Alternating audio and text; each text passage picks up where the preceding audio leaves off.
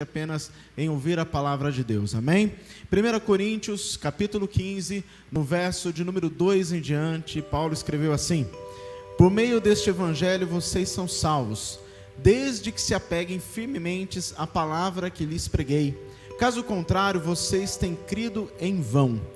Pois o que primeiramente lhes transmiti foi o que recebi, que Cristo morreu pelos nossos pecados, segundo as Escrituras. Foi sepultado e ressuscitou ao terceiro dia, segundo as Escrituras, e apareceu a Pedro e depois aos 12.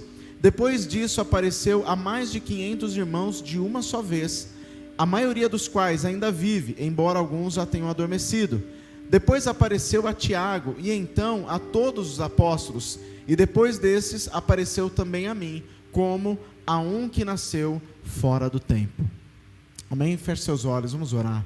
Espírito Santo de Deus, lemos a Tua palavra, clamamos para que continue falando conosco, ministrando aos nossos corações, que a Tua palavra venha de encontro a cada um de nós, falando aquilo que precisamos ouvir, em nome de Jesus. Que tudo aquilo que tenta roubar a palavra, roubar a atenção, já esteja repreendido, em nome de Jesus. Que cada mente seja levada agora cativa a Cristo. E clamamos por ouvir a Tua voz mais uma vez, em nome de Jesus. Amém e amém, Jesus. Amém, amados? Amados, só para dar um pano de fundo a respeito desse texto, a qual nós pegamos aqui como texto áureo da palavra, Paulo aqui fala com a igreja de Corinto, uma jovem igreja que estava ainda em formação, por isso ainda sofria muito a influência grega sobre ela, e o assunto que Paulo tratava aqui era a respeito da ressurreição. E para falar a respeito da ressurreição dos santos, que você vai ver na sequência do texto, ele começa então falando da ressurreição de Cristo, algo que era comumente aceito, mas porém o restante da ressurreição havia uma resistência. E Paulo, através do ensino e do próprio testemunho pessoal, ele relata aquilo que ele ouviu, aquilo que ele aprendeu e também aquilo que ele viveu. E ele cita aqui então a respeito da ressurreição do Senhor, da sua morte, sepultamento e ressurreição. Paulo não deixa de dizer que Cristo apareceu a muitas pessoas, evidenciando então que ele está vivo, amém? E aqui é muito interessante porque a palavra de Deus ela mostra em diversos pontos a importância da ressurreição, e aquilo que vivemos hoje na expectativa da volta é mediante a certeza que ele ressuscitou e que ele vivo está, amém?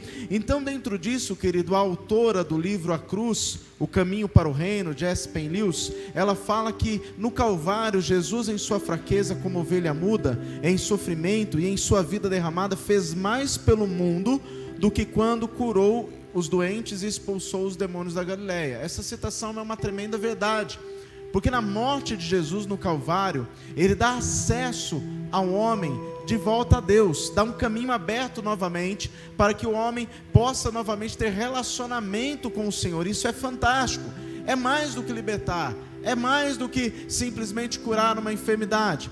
Há muitas pessoas que em algum momento da sua trajetória vivem milagres, mas nem todo aquele que vive milagre viverá a eternidade com o Senhor. Nem todo aquele que vive milagres tem realmente uma vida nova em Cristo, porque milagre não é sinônimo de salvação. Quantos que receberam milagres da parte do Senhor Jesus, e quando Pilatos apresentou a Cristo e a Barrabás, gritaram para libertar Barrabás e gritaram para crucificar a Cristo. Então o que eu quero que você entenda nessa noite, querido, que eu quero falar com você um pouquinho sobre esse paradoxo da importância da crucificação e da ressurreição. Esse paradoxo que é a crucificação versus a ressurreição de Cristo. Então, neste caminho eu quero compartilhar com você algo do que Deus ministrou ao meu coração nesses dias anteriores, e eu gostaria que você prestasse muita atenção, e você que gosta de anotar, anotasse, tirasse nota, depois você estudasse, fosse curioso realmente para se aprofundar nesse assunto, em nome de Jesus, amém? O primeiro ponto que eu gostaria de compartilhar com você é que na crucificação há o peso da condenação. O profeta Isaías já falava sobre isso aproximadamente 700 anos antes de Jesus nascer. Isaías 53, verso de número 7. Isaías escreveu que ele foi oprimido e afligido, contudo não abriu a sua boca. Como um cordeiro foi levado para o matadouro, e como uma ovelha que diante dos seus tosqueadores fica calada, ele não abriu a sua boca. Jesus foi um cordeiro entregue para o sacrifício. A cruz, querido, era o holocausto. Era o palco da crueldade que precisava ser exercida. A multidão que estava ao redor de Cristo na crucificação proferia palavras duras. E nós vemos que Jesus foi exposto à vergonha para que nós pudéssemos ter acesso à honra. Cada açoite que ele sofreu, cada xingamento que ele ouviu, cada cuspe que ele tomou no seu rosto e no seu corpo, realmente ele se tornou maldito por nós. E Paulo, ao escrever à igreja da Galácia, em Gálatas 3, verso 13, Paulo escreveu que Cristo nos redimiu da maldição da lei, quando se tornou maldição em nosso lugar, pois está escrito: maldito todo aquele que for pendurado no madeiro. E o madeiro era pesado, porque este madeiro ele carregava não somente o peso da madeira, mas os pecados de toda a humanidade. E é interessante entender isso, porque Pedro, em 1 Pedro 2, verso 24, Pedro escreveu que ele mesmo em seu corpo levou os nossos pecados sobre o madeiro, a fim de que morrêssemos para os pecados e vivêssemos para a justiça, e por suas feridas, aquilo que ele foi ferido, nós fomos curados. Foi uma entrega total. Jesus se esvaziou de toda a sua glória. Por isso que Paulo escreve em Filipenses 2, verso 8, que sendo encontrado em forma humana, ele se humilhou a si mesmo e foi obediente até a morte, e morte de cruz. Foi um caminho direto, um caminho certo, desde o nascimento em direção à cruz. A cada dia era uma contagem regressiva, tanto que nós vemos no Getsemane o tamanho da pressão que estava sobre os ombros do Senhor Jesus, que ele ora ao Pai dizendo: Pai, se possível, passa de mim esse cálice, contudo não seja feita a minha vontade, mas a sua.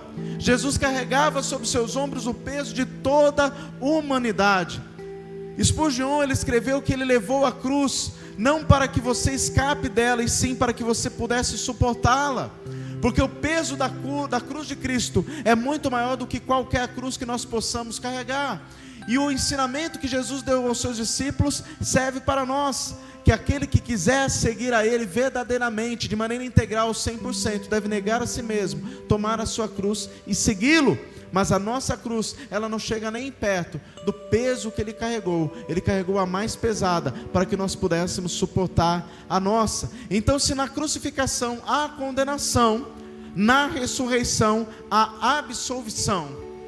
No Evangelho de João, capítulo 20, Jesus aparece a Maria Madalena, as mulheres vão até o sepulcro para aquele processo de perfumar o corpo, e Jesus aparece a Maria Madalena, e a partir do verso 11 do capítulo 20 de João, a Bíblia diz que Maria, porém, ficou à entrada do sepulcro chorando, porque elas chegaram ali e não encontraram o corpo de Jesus.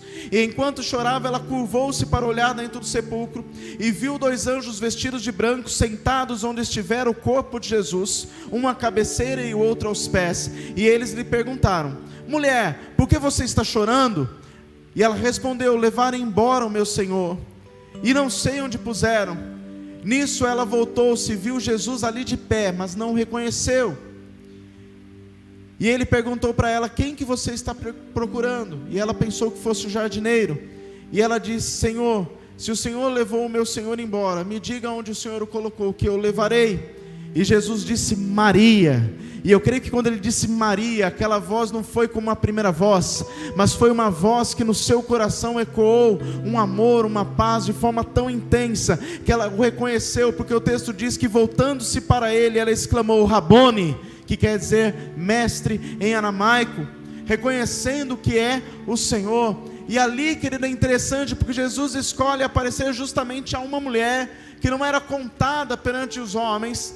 Resolve aparecer a uma mulher que tinha na sua história marcas, o seu histórico de ser uma mulher que estivesse endemoniada anteriormente. Algumas pessoas creem que ela vivia uma vida dúbia, mas em que não querendo trazer aquilo que ela era, ou aquilo que ela vivia antes. Mas Jesus a escolhe para mostrar que Ele é Deus de todos, que Ele está pronto para receber a todos. Ele se revela a ela mostrando que Ele estava vivo, e ela o reconhece como sendo aquele que tirou de sobre ela as marcas do passado, que lhe deu a chance de viver uma nova vida, porque toda acusação, toda condenação foi cancelada na cruz do Calvário. Em Colossenses 2, no verso 13, 14 e 15, Paulo escreveu que quando nós estávamos mortos em pecados e na incircuncisão da nossa carne, Deus os vivificou juntamente com Cristo. Ele nos perdoou de todas as nossas transgressões, preste atenção, e cancelou a escrita de dívida que consistia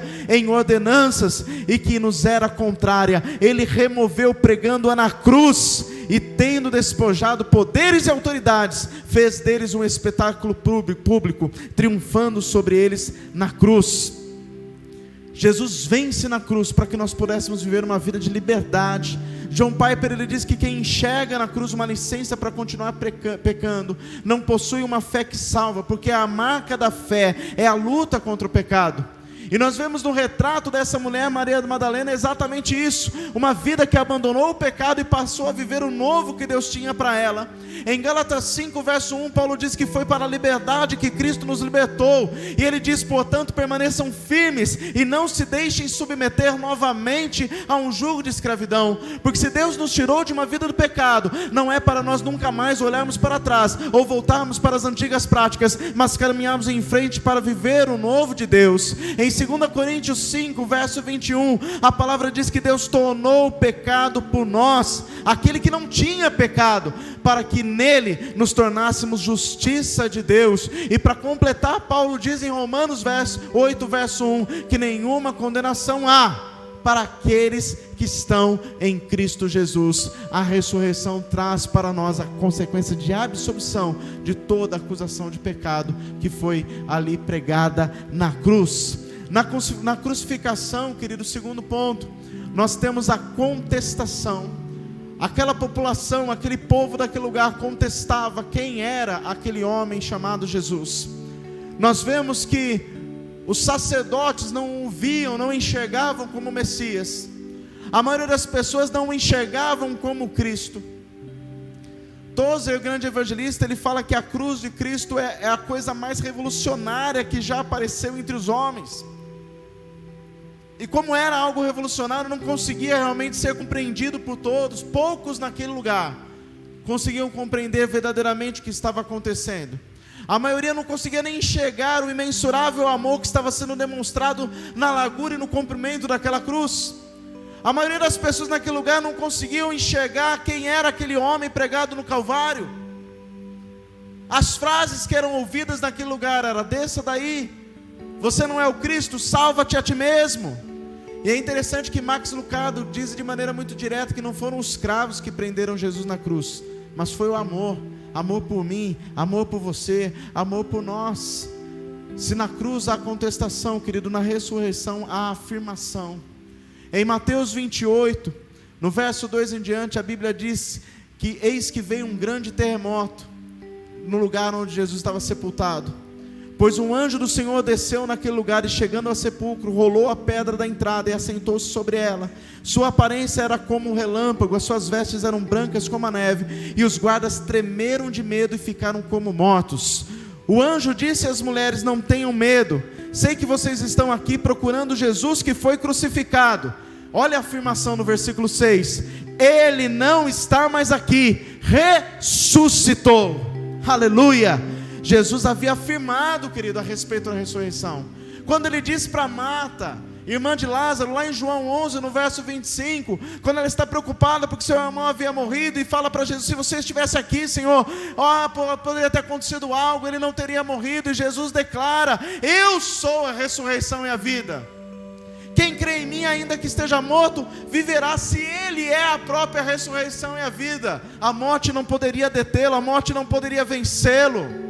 Jesus disse aos discípulos no caminho de Jerusalém, quando o tempo estava se findando, de maneira muito clara, o que iria acontecer. Lucas 18, verso 31 em diante, Jesus chamou à parte os 12 e disse: estamos subindo para Jerusalém, e tudo o que está escrito pelos profetas acerca do Filho do Homem se cumprirá. Ele será entregue aos gentios, que zombarão dele, o insultarão, cuspirão nele, o açoitarão, o matarão, e no terceiro dia ele ressuscitará.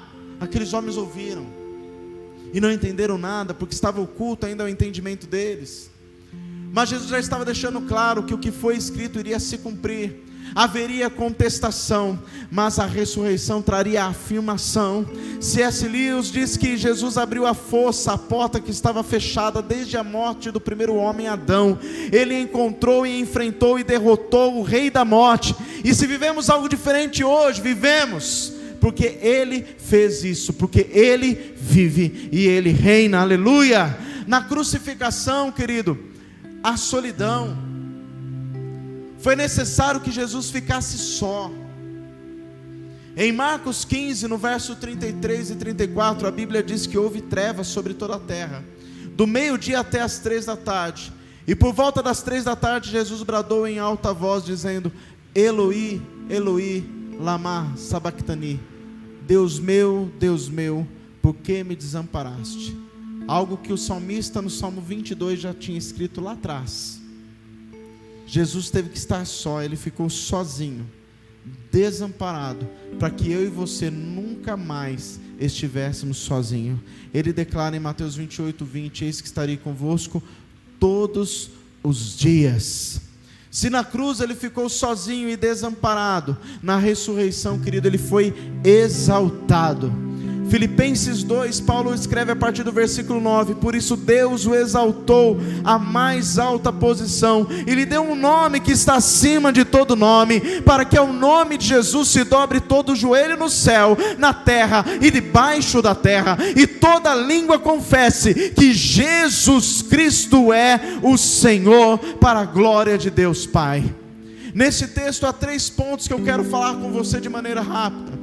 Primeiramente, quando ele declara que Deus o exaltou à mais alta posição, a palavra grega aqui usada, ela significa exatamente isso: a elevar a majestade suprema, a exaltar a altura máxima, a exaltar-se orgulhosamente, a ser exaltado além da medida, algo incomum, algo único. E foi o que Deus fez na vida de Cristo pela vitória da cruz. E depois ele diz que toda língua confesse que Jesus Cristo é o Senhor. A palavra grega diz que o significado dessa palavra é reconhecer abertamente e alegremente quem Ele é, para dar a honra a alguém, a celebrar alguém, a dar louvor a alguém. Quando nós confessamos que Ele é Senhor, e justamente Senhor é a última palavra, que no grego é kurios, que significa aquele a quem pertence uma pessoa ou uma coisa, aquele que tem poder de decisão, aquele que é mestre, aquele que é Senhor, aquele que é proprietário, aquele que tem o controle, aquele que é o mestre, aquele que merece o título de honra, aquele a quem expressamos respeito, honra e reverência. É o que significa ser Senhor. E nós vemos que na cruz Ele teve, querido, esse momento só, mas na ressurreição Ele foi exaltado, amém? Quinto, querido, na crucificação, nós vemos que há uma revelação. As pessoas não viam Jesus como Messias e como Cristo, não enxergavam a Ele como ungido de Deus. Sobre a sua cabeça estava a sua acusação, dizia na inscrição daquela placa: este é Jesus Cristo, o Nazareno, Rei dos Judeus. E ninguém ali o reconhecia como sendo rei. A ironia de Pilatos trazia uma verdade: ele era rei. E ele estava ali no meio daqueles dois ladrões. Um ladrão o critica, fala para ele salvar a si mesmo, mas o outro, em Lucas 23, verso 42, o reconhece e enxerga verdadeiramente quem ele é, não pela visão humana, mas por uma revelação do próprio céu. Ele diz: Senhor, lembra-te de mim quando entrares no teu reino. Presta atenção, querido. Primeiro ele chama Jesus de Senhor, aquele que é dono, aquele que tem poder de tomar a decisão, aquele que tem o controle. Depois ele pede: lembra-te de mim quando entrares no teu reino. Só tem reino quem é rei. Aqueles homens em volta viam um prisioneiro que estava crucificado na cruz. Aquele ladrão que estava na cruz enxergava do lado dele um rei glorificado. Pela revelação dos céus ele enxergava verdadeiramente quem era o Senhor Jesus e queria estar com Ele. Watchman Nee, ele diz que pela revelação nós conhecemos a Deus, mas pela rendição nós conhecemos os seus caminhos. Aquele homem se rende ao Senhor na cruz, no seu último momento de vida, e tem ali, querido, a promessa que estaria com ele logo após um paraíso. Aleluia! Há uma revelação nos céus, e na ressurreição então há confirmação, até para o mais incrédulo. Jesus, quando ressuscita, ele aparece a muitos, mas um dos seus duvidou.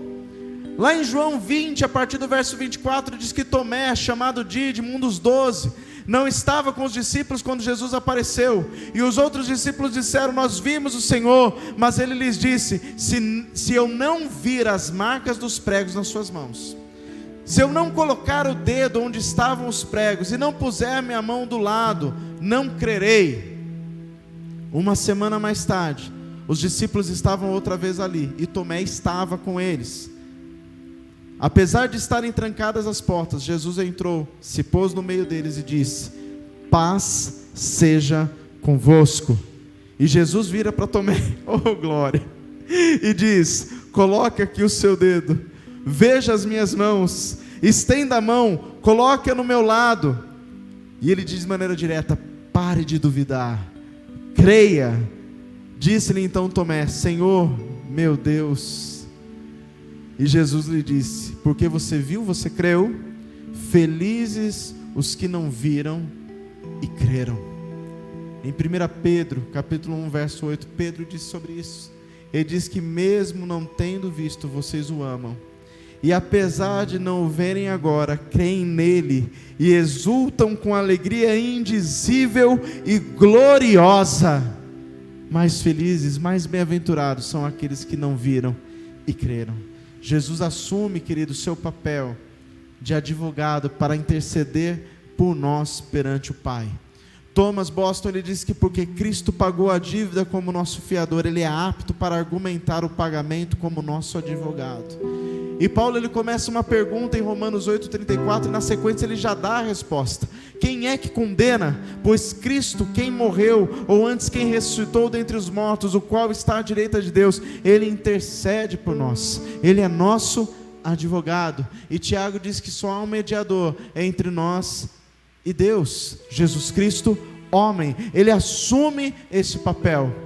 Querido, na crucificação, o cumprimento da profecia que Isaías declarou 700 anos antes, Isaías 53, verso 12, diz que ele derramou sua vida até a morte, e foi contado entre os transgressores, pois ele carregou o pecado de muitos, o meu, o seu, o nosso pecado.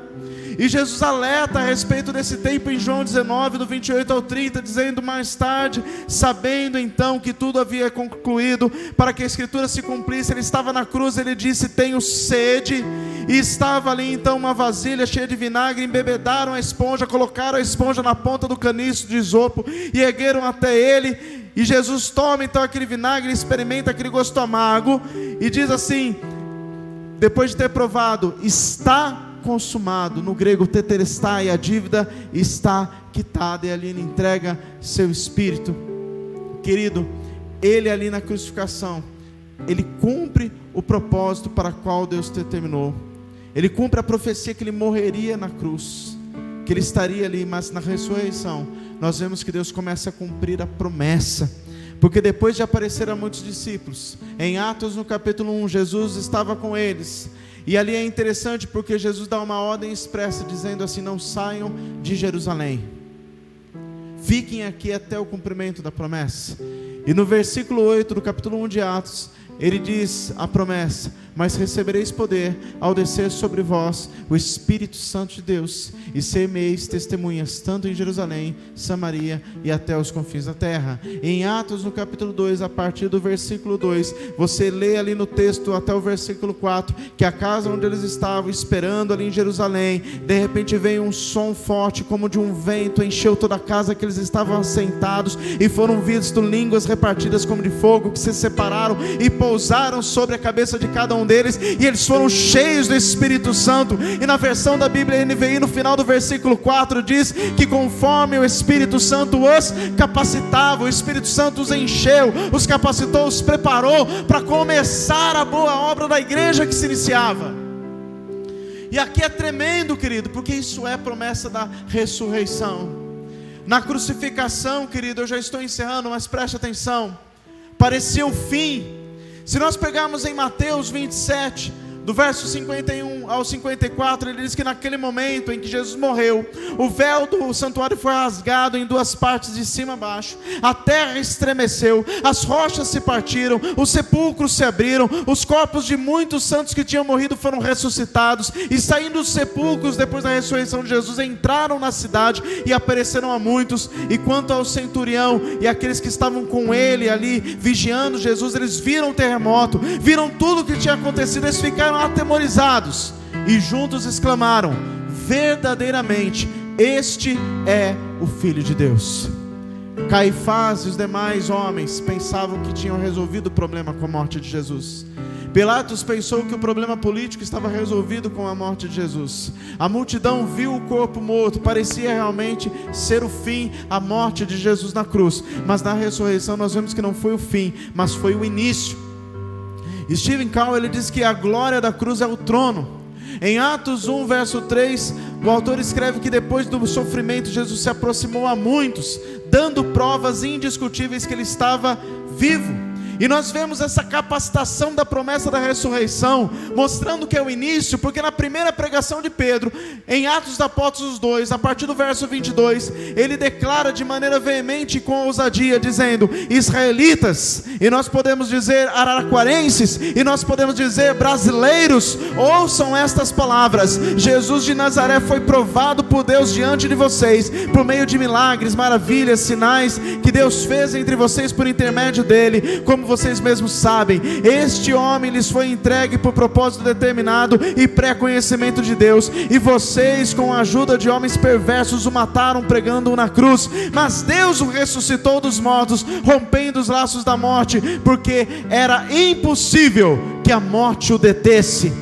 Querido, sem a ressurreição de Jesus, a morte teria a última palavra. Mas na ressurreição de Jesus, ele começa então a cumprir o propósito que ele havia dito lá em João 14. Lembre João 14 quando diz: não se turbe o vosso coração, crede em Deus, crede também em mim. Eu vou para o Pai, vou preparar morada, mas eu não vou ficar lá, eu vou voltar, porque eu quero que vocês estejam onde eu estiver. Aleluia. No mesmo capítulo 14, ele diz: eu não vos deixarei órfãos.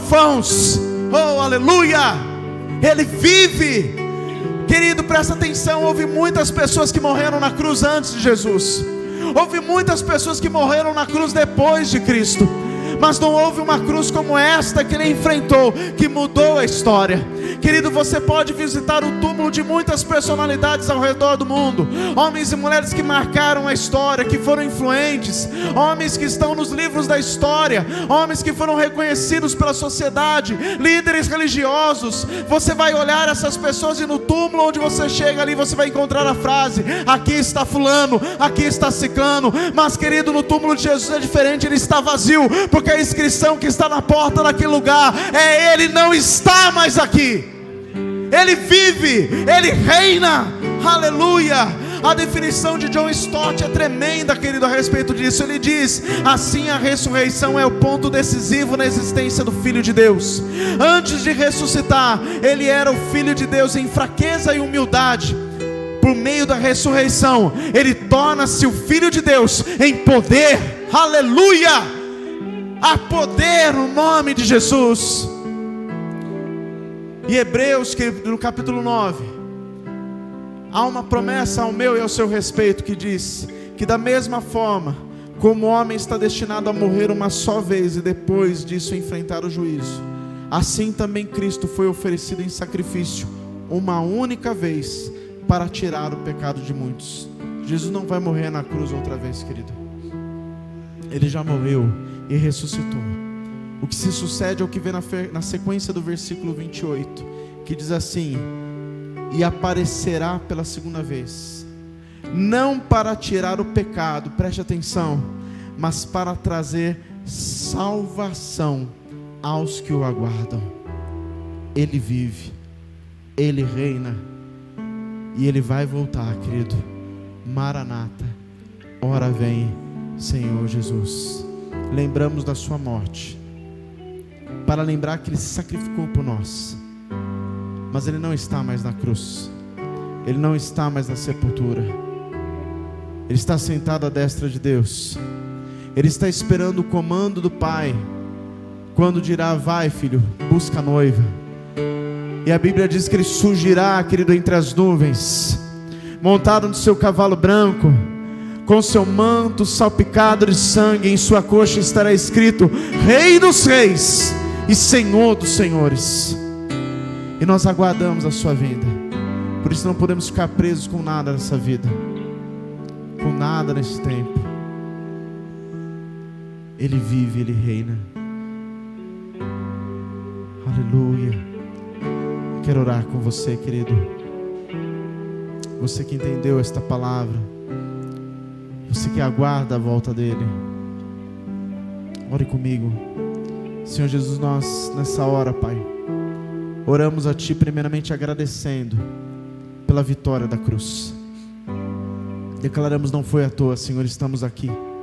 E como todos nós, há vários lugares nessa hora que também estão prestando culto a Ti. No mundo inteiro, homens e mulheres, ó Pai amado, que declaram que Tu és Senhor.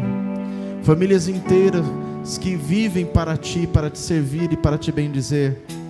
Homens e mulheres que não cansam de dizer o Teu nome, de falar das Tuas maravilhas. Vidas que têm sido usadas por gerações para levar a Tua mensagem de paz, levar as boas novas. E nós estamos aqui dizendo: valeu a pena, Senhor. Pedimos perdão a Ti se porventura somos negligentes em algumas coisas. Pedimos perdão a Ti se porventura em algum momento ficamos apegados com as coisas dessa terra, se ficamos presos com as coisas deste mundo. Nos perdoa, Senhor. Mas queremos, Senhor, clamar a Ti, porque queremos viver algo mais, Senhor. Queremos experimentar coisas novas em Ti, viver o cumprimento da promessa que se iniciou na ressurreição. Oh, cremos que o Senhor virá, cremos que em breve virá. Tira do seu povo a ansiedade, o medo, a dúvida. Traz convicção no coração deste homem, dessa mulher. Tira, Pai, o medo, tira a angústia e coloca a sua paz sobre eles, Pai. Eterno Deus, nós abençoamos cada uma dessas vidas. Estes que nessa noite estão voltando para Ti, Senhor, recebe a cada um de braços abertos. Aqueles que nessa noite estão começando a caminhada, Pai amado, que eles possam ter uma vida linda contigo, Pai, e ver aquilo que o Senhor tem de melhor, querido. Aleluia. Declare: Ele virá. Ele virá no piscar de olhar. Quem estiver pronto com Ele irá, na sua glória